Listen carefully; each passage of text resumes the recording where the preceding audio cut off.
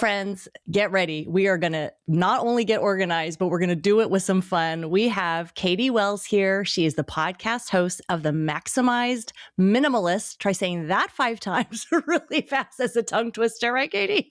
And she has had over 5 million downloads. She has a new book, Making Home Your Happy Place, a real life guide to decluttering without the overwhelm.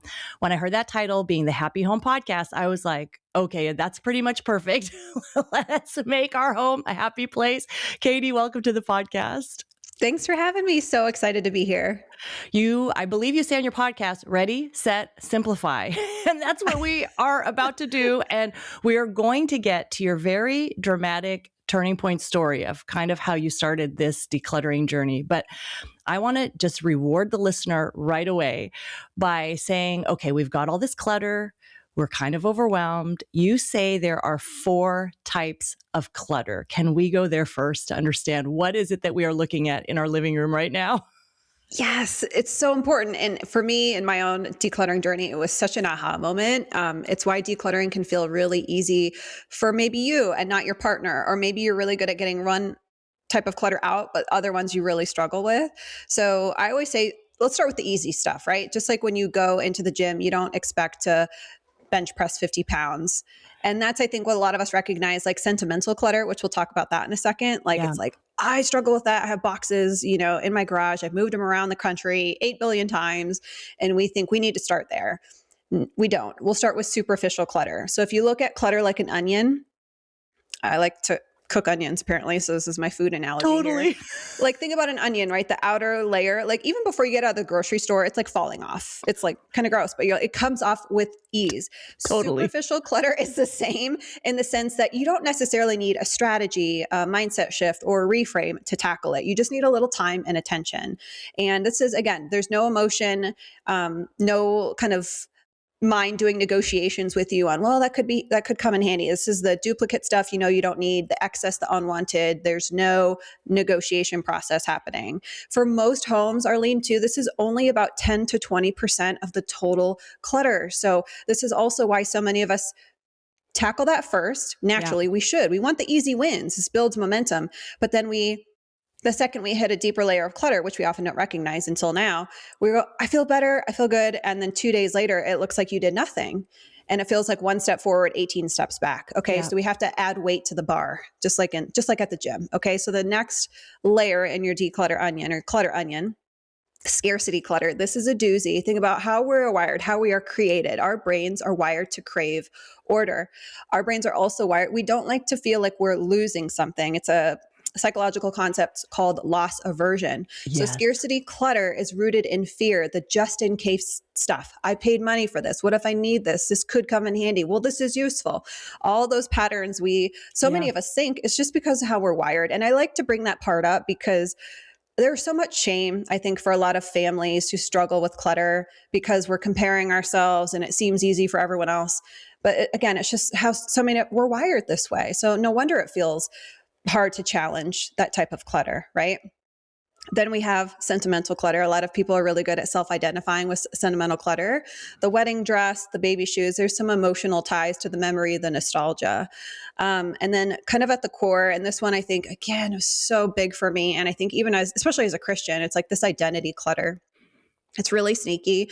It's tied to who you used to be or who you think you should be, or who you even want to be. And this is, the clothing from an old career. I remember wearing this clothing and feeling successful, or it's the textbooks you studied and put blood, sweat, and tears and so much time and energy into to graduate in college. Like think about these really pivotal, life-changing moments that just like kind of make you.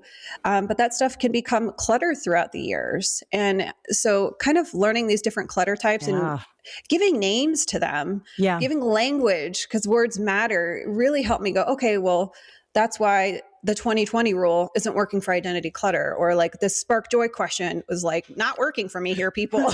Right. It's just, and so looking at it from that lens, I think, again, gives us language, it brings awareness. And when we identify these different patterns that were like the negotiation process I'm talking about, then we can learn to reach for the right tool in our tool belt. Just like we don't build a house with one tool, a hammer and a nail and a 2x4, we have all these different tools we need for decluttering too. So it's not only like, oh, the Goodwill pile, like we have other tools. Okay, let's go back to that closet. So let's say we are looking at that closet and there are, 10 suits kind of thing. Like I haven't worn those things in 10 years, but who knows, maybe I might. Like that is real because you think to yourself, that was expensive. Someday I might use it. Maybe 10 years have gone by and I haven't used them. Maybe these things will come back in fashion again because that tends to happen. There are moments where I think I should have held on to that, 1980s thing. That would have been like, people would pay good money for that. Okay. So talk to us about like, do we get less of it? Like, do we keep one of it? What would that next step be? Like we've identified, okay, I have this identity wardrobe that I'm probably not going to wear again, but maybe I could. What do I do next? Yeah. So what you're describing again, it's the nuance of clutter, right? It's not just all scarcity or identity. So this costs money. This could be trendy again. I don't wear it now. On paper, I recognize it's clutter. And it's also tied to a version of me I used to be. So one of my favorite things, favorite frameworks I created is, again, I'm not a therapist. I'm a decluttering expert. And I had a deeply personal declutter journey, which led me to looking at like us as humans, not just like our stuff. So holistic decluttering, my philosophy, it focuses on like what's happening internally. That's a huge part of the process. It's just under talked about. So I'm like, okay, what works from like a holistic lens? What are we combating here? What are we up against? We're up against old beliefs. We're up against beliefs we don't even recognize are running the show, old programming, like 50 tabs back in our brain, but it's telling us we're afraid, don't let go. So I created what's called the 4S framework. It's an acronym. They're all S's. We'll go through those really quickly. Please. You can use it for scarcity, sentimental, identity. It's just a great tool to add to your toolbox, so to speak, for decluttering. And it's rooted in CBT, cognitive behavioral therapy. Yeah. It works really well. So when we have these thoughts, this could come in handy. Could be cute 20 years from now. This could be worth money, whatever that is. Right. We meet it first with spotting the thought, right? We've already done that. So you spot the thought. Here's the thing. A lot of people spot that thought. And then instead of going to the next step, they judge themselves or they just give up. They judge themselves. Why is this so hard for me? I'm frustrated. Or they're just like, oh, forget it. I'll look at this another day. We all know how that story ends. So heading into the second S is to soften that thought. Don't bulldoze the fear. Don't try not to judge yourself. Just meet it with compassion. Of course I feel this way. Of course I feel this. This is a normal human experience I'm having. And then we head into step 3, which is shift it. Shift the thought, reframe the thought. This item already served its purpose. I don't need this anymore. I trust myself that I am resourceful and I can move forward. This is burdening me more than it's benefiting me, and it's not worth keeping for the next who knows how many years in case I can sell it on eBay and make $20, And then the 4th S is step forward. So sometimes, not always, that looks like, okay, I'm feeling a little more confident in letting this go, and it's adding it to your donation bin, taking it to Goodwill. Maybe for you, it's especially for something so like quote unquote, you spent money on it and it's meaningful to you. Look up some charities or organizations in your community. I mean, there's so many shelters and people. Like, I think for a lot of us, the fear in letting go also, we all want our stuff to go to a good home. That's how we all are. It's how we're wired. So if it's more meaningful to you to find a shelter of women in need or parents in need or kids in need to send this stuff to, often, again, it's just like Arlene, I often say, it's like tipping the scales, and it's not like we have to be 100% ready. And it's not like going through the 4 S's is going to be like, oh, I feel at peace. I feel like, oh, we ripped the Band-Aid off, but it's just enough to go, okay, I can do this. I trust myself. And the next step forward is to find that group, find that person, post it on Buy Nothing group on Facebook. And 9 times out of 10, it is to let it go. But going through that is see how fast that was. It's a fast way to just give your brain perspective and not cling to what it's used to. We're going to go to the sentimental in just a second. But before we go there, so I'm thinking, so I have 3 kids, boy, girl, girl. So when Ethan was growing up, so many toys. So it's like, okay, we can give away some of these toys. So we sold his Thomas the Train, little table, and we sold the little Hot Wheels garage. Come to find out, 5 years later, baby sister Lucy comes along and she loves Hot Wheels. Now, of course, she uses them completely different. She names them. She has stories around them. They have a little community. But I thought, oh my word, if I had that garage, she would have completely flipped out and loved it so much. Talk to us about toys. How have you approached decluttering toys with your boys, and what advice can you give us? I think it's tricky and nuanced because, again, we have these personal experiences where it's like, oh, had I kept that, my youngest would really appreciate that. And I think it's kind of tricky territory when we let the exception be the rule, right? And again, that tends to be how we're wired. That's true, because there's a lot I gave away that no one would have ever touched. That's totally true. Yes. Again, and if you even just anchor yourself into, this is where something like the minimalist coined this years ago. I love it. It just brings more objectivity into play, because what you're describing is, well, what if I have another kid? What if they're interested in this? And it's like, are we really going to cling to these items?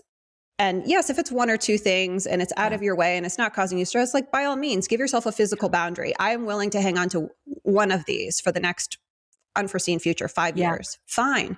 Maybe 2 years in, you're like, forget it. I'm not interested. But going back to the 2020 rule, again, bringing more objectivity, balancing the scales. So that goes, if I can replace this in less than $20 and in less than 20 minutes, I'm going to let this go. Yeah. And pairing that with just super simple questions I walk through with you. Maybe I'm sure those toys probably cost more than $20. But again, the point necessarily isn't the math. It's you make it your own. Maybe it's $50 and 10 minutes. Maybe you drop the time. Maybe it's 40. But I think, again, it's just not letting that fear or unknown become the rule. And you said the word boundary. And I love this concept that you had in the book. So I have a lot of mugs, and I love my mugs because I collect the mugs from the places I've been, right? Yes. Thank you. Thank you. I wish I had a mug to hold right now as well. So I love my mugs. They're the places I've been. I like them. I'm happy with them. Yay. But obviously, like, I have too many mugs, so to speak. You talk about not just like looking at every single mug and being like, oh, do I love this mug? Do I love this? But instead you do what? So number one, I'll give you a question and then I'll give you the piece you're leaning at. So my go-to question when I'm decluttering anything, I always start with like my golden rule. Have I had the opportunity to use this? Well, let's use this mug. Obviously I'm using it now, but as you're digging through your mug collection, I think it's helpful to just instead, number one, 30,000 foot view here. I think so many of us are collectors of things. We love things. That's 100% okay. But if you're wanting to curate, right? Think about when you walk into a museum, you're looking at a curated, art. This is someone that she or he went through thousands of paintings to put specific stuff up there, portraits, statues, whatever, in order to evoke feelings, emotions, tell a story. Yes. And we can do this through, in our own home. We don't live in a museum, but we have our own stuff. So going from a collector to a curator, I think is a good perspective. Number two, the go-to question, have I had the opportunity to use this in the last 6 months? If the answer is yes, I've had the opportunity to select this mug, but I bypassed it and reached for my favorite one instead. Again, we're tipping the scales. Okay. If we're still not sure, okay, could I replace this mug for under $20? Right. So we're kind of just, it's almost like this little decision tree. Yeah. And what you're speaking to is so important too. A big reason clutter overfloweth. There's a lot of them, but a big one is because we don't set intentional boundaries with the physical space we are willing to devote to these different categories.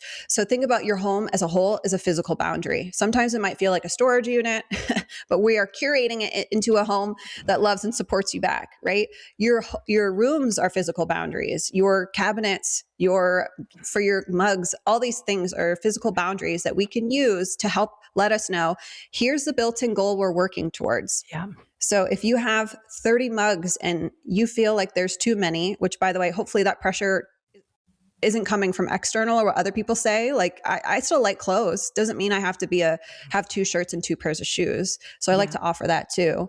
Like when is enough? When is too much? So a physical boundary can answer that question.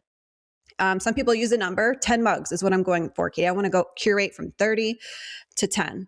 And I personally like a physical boundary. It feels a little bit less restrictive to me and like more realistic. And again, you have that visual cue. So let's say it's one shelf in your cabinet Yeah. that you want to work towards. So again, it kind of takes a lot less of like, does this spark joy? I don't know. Like, again, certain questions work for certain people, not knocking Yes. it. But Yeah. if you're just like, okay, here's what I'm working towards, your brain's really good at like, here's my favorites. So I always tell my clients, literally just rate the mugs you pull out. You'll know Yeah. the superficial ones, the chipped ones, whatever. But like, you want to keep your 8s, 9s, and 10s on a scale of 1 to 10.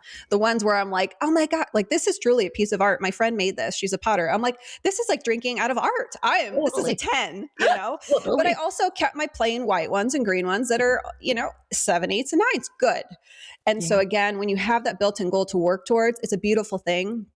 And on the backside, people speak a lot to maintenance, right? That's its own thing with decluttering. We don't just declutter once and like our home is good forever. So honoring those physical boundaries that you decide on for these different categories of things can also, again, hey, I'm noticing as I'm putting the coffee mugs away after unloading the dishwasher, it's getting a little tight in here. Got some from the holidays and Christmas and birthday. Something's got to go. Yeah. And this works for a closet. This works for shoes. This works for kids' toys in a chest. This works for books on a shelf. Like this is amazingly brilliant what you're telling. And all of us are like, okay, we need to go to our cupboard right now and like go to one shelf or 2 shelves. Okay. We are going to talk about what started this all for you. And it is a terrible, terrible, sometimes people say like, oh, I had this epiphany or I just tripped and it was just so much stuff and I just snapped, but you really had just a terrible thing happen to you. Share how this journey started for you. Yeah, well, my rock bottom of my rock bottom that transpired me into figuring out this philosophy and subsequent methods we're talking about came after a solid 2 years of, a new mom. So my kiddo was like 1-ish at the time, a little older. And I read Spark Joy. I did the Rainbow Method. I followed all the organizing experts. I got the Real Simple magazine. And no matter what I tried, it wasn't sustainable. The clutter came back. And me, like most people unknowingly, was only focused on superficial clutter.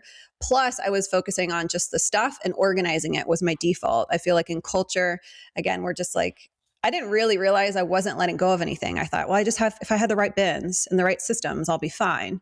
And then, I hated my home. I felt anxious at my house. I was depressed. I was what I call a no mom because every time my kids asked me to play with them, my oldest at the time, I said no because I was so burdened and drained. I had so much to do in the house, pick up, clean up, organize, declutter. It never ended.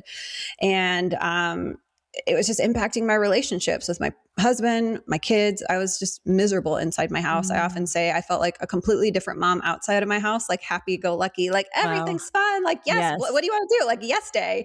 And then the second I walked through my front door, it was like I was triggered, anxious. And again, going back to how God created us, we are wired to crave order and peace. Clutter is the opposite of that. So there are so many studies.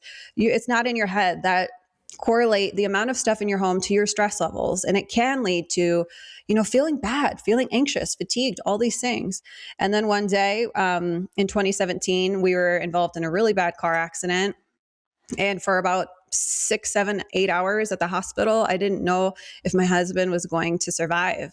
And I remember just sitting there praying, and I was like, man, this life is hard enough. And now I might walk out of this hospital a widow. Like how am I going to do this? How can I keep up? I'm already drowning. And I remember coming home, 2 good girlfriends of mine brought me home and picked the kids up. We all came home together and it was like walking through the front door. I saw really in that moment, my house, what it was stealing from me and that I didn't have any more excuses. It was not a good time to start decluttering.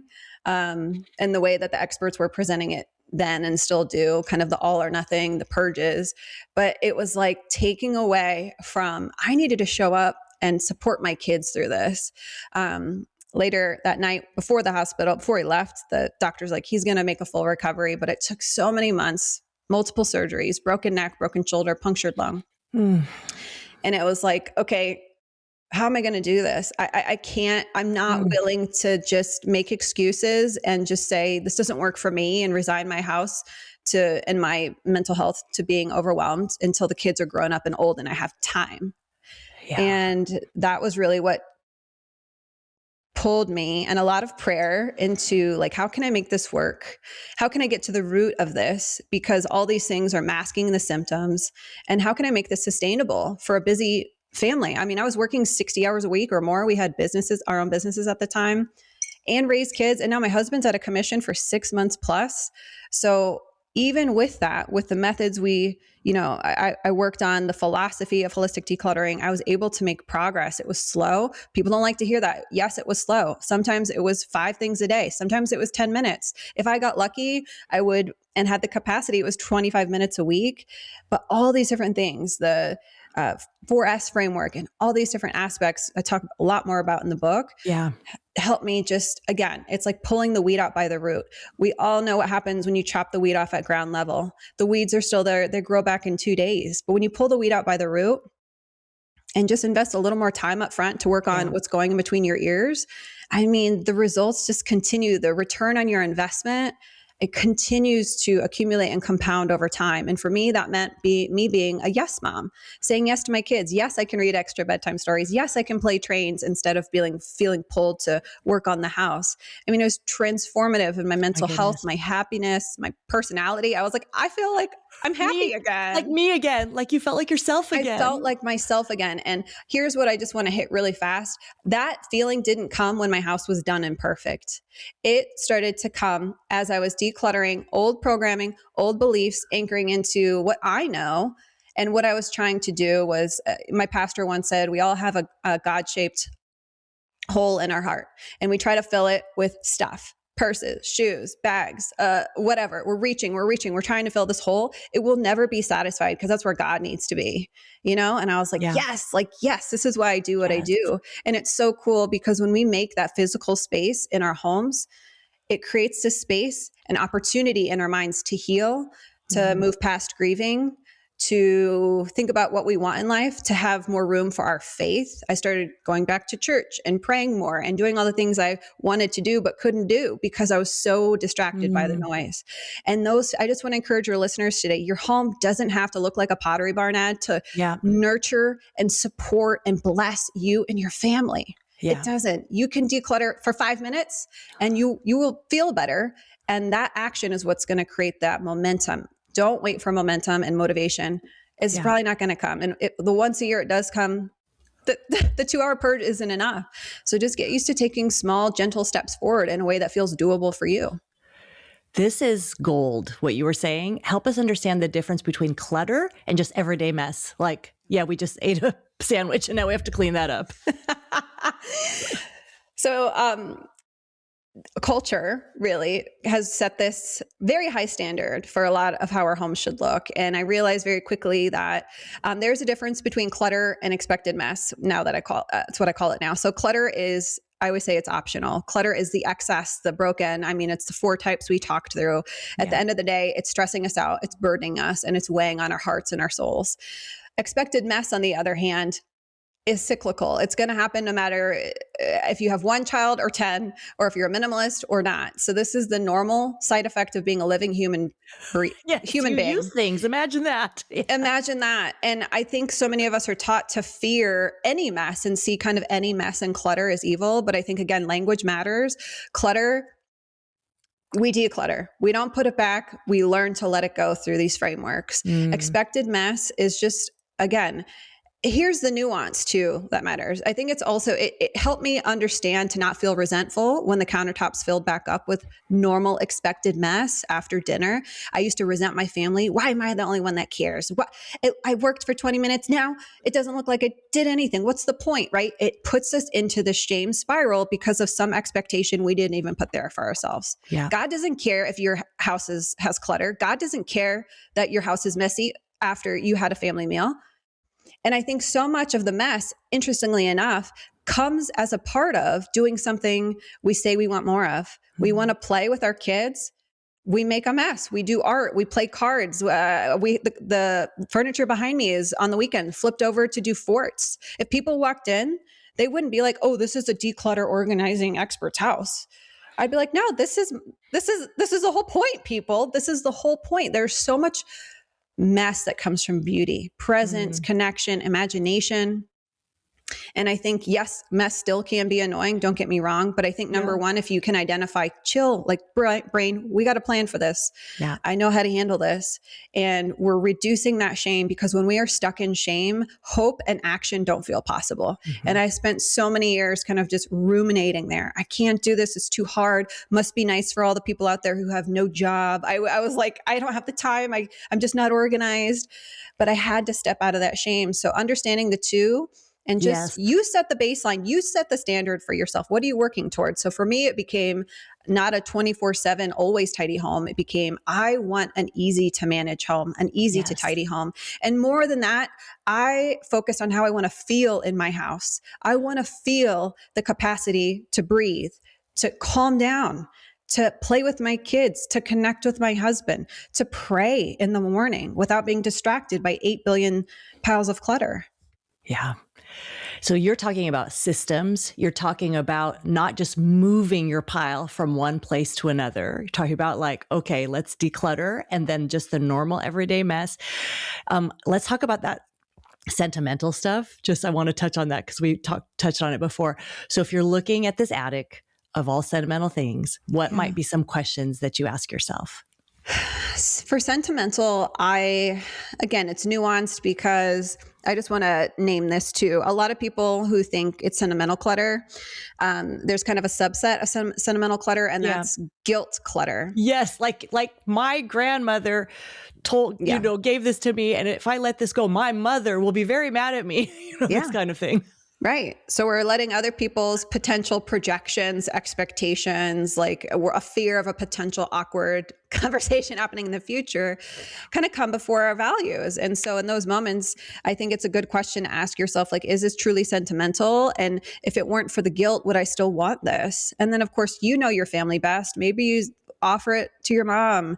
I mean, I think the reality is, whenever I talk to my clients about this same exact scenario, I'm always like, well, do you have something else from her that's more meaningful, or that like truly sparks that memory, and that like it brings tears to my eyes? Like, we all have that. When you're up there in the garage going through these boxes, maybe you didn't choose any of that stuff. Maybe you're like, I don't even remember her using this or liking this.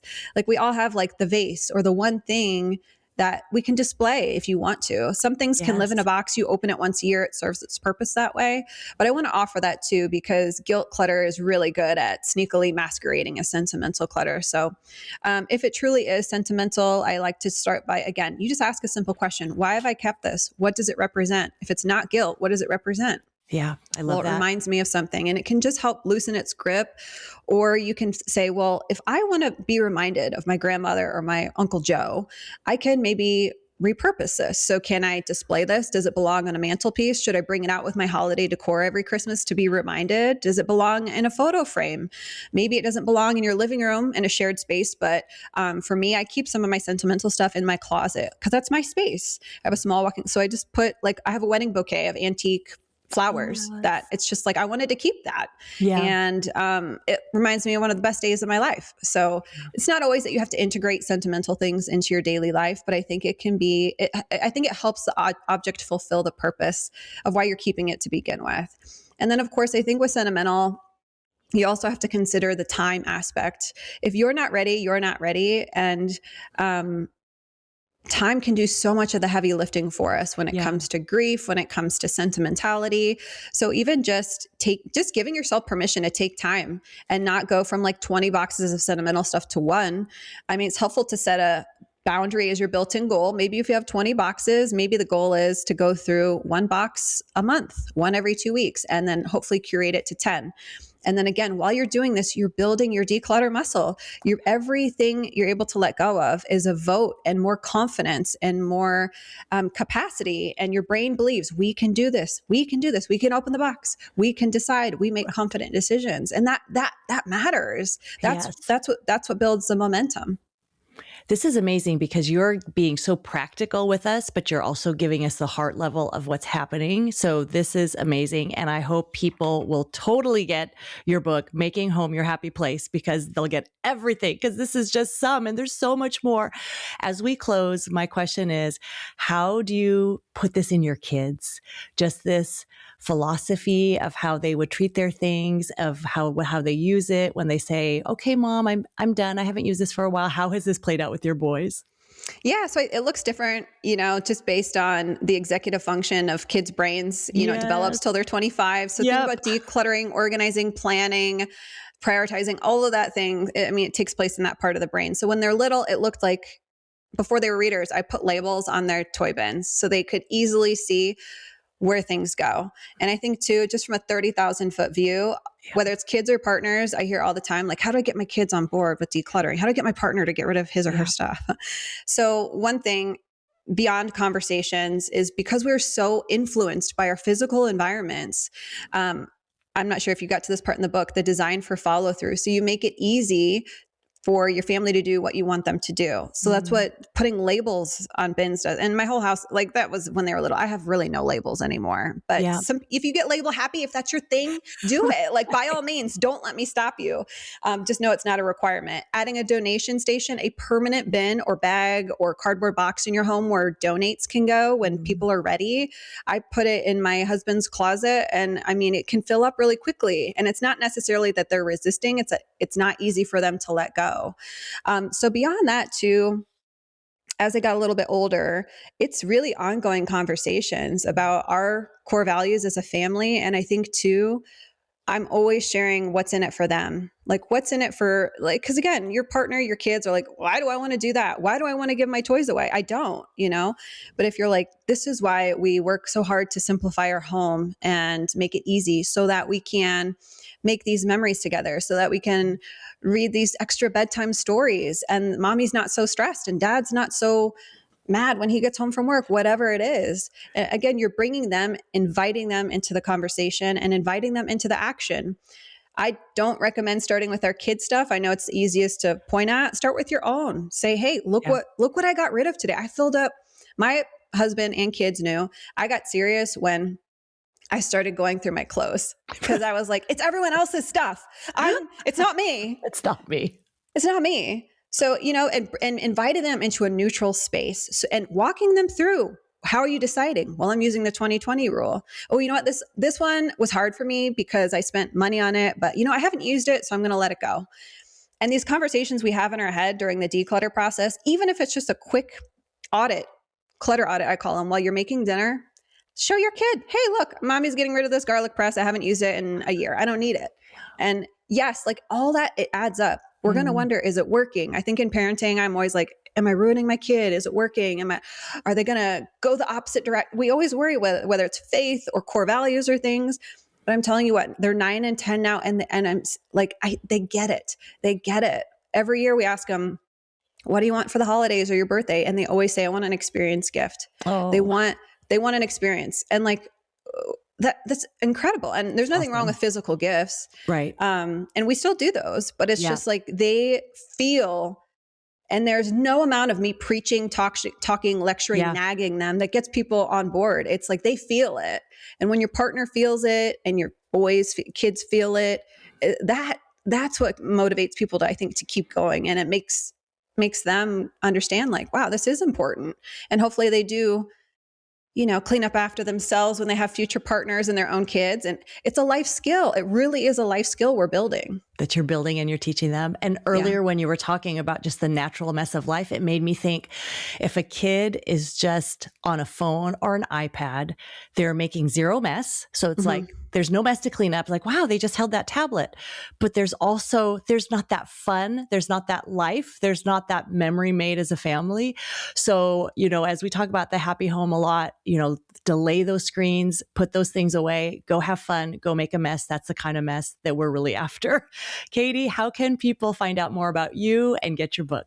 Yeah, come hang out on the show, Maximize Minimalist. And you can get my book, Barnes & Noble, Amazon, wherever you like to buy books, Making Home Your Happy Place. But check out the show. And then I love Instagram for social media. You can find me, Katy Joy Wells.